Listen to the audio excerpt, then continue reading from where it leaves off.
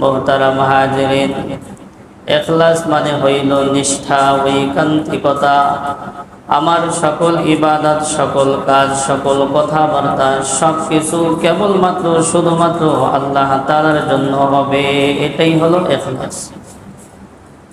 নামাজ পড়বো তো আল্লাহ তাআলার জন্য, রোজা রাখবো তো আল্লাহ তাআলার জন্য, এই যে মসজিদে আসছি এটাও আল্লাহ তাআলার জন্য, কারো সাথে বন্ধুত্ব স্থাপন করব সেটাও আল্লাহ তাআলার জন্য, আবার কারো সাথে শত্রুতা পোষণ করব সেটাও আল্লাহ তাআলার জন্য, এমনকি খাওয়া দাওয়া করব সেটাও আল্লাহ তাআলার জন্য।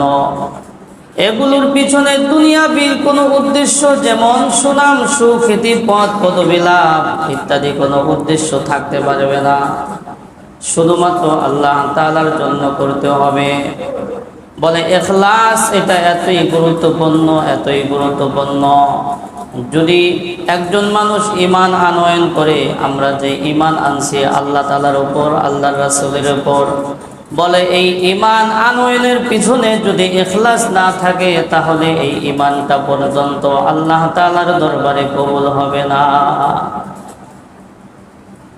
আমরা হাদিসের মধ্যে পাই রাসূলুল্লাহ সাল্লাল্লাহু আলাইহি ওয়াসাল্লামের যুগে অনেক এমন মানুষ আছিল যারা রাসূল সাল্লাল্লাহু আলাইহি ওয়াসাল্লামের সাথে নামাজ পড়েছে, লম্বা জামা পরিধান করেছে, মাথায় পাগড়ি পরেছে, লম্বা লম্বা দাড়ি ছিল, রাসূলের পাশে বৈশা বৈশা তারা নামাজ পড়েছে, কিন্তু তাদের ব্যাপারে মুনাফিকের আয়াত নাজিল হয়েছে। কেন? বলে তারা যে ঈমান আনছে, ঈমান আনয়নের পিছনে ইখলাস ছিল না, আল্লাহ তাআলার জন্য তারা ঈমান আনে নাই, তারা ঈমান এনেছিল দুনিয়াবি কোনো উদ্দেশ্যে।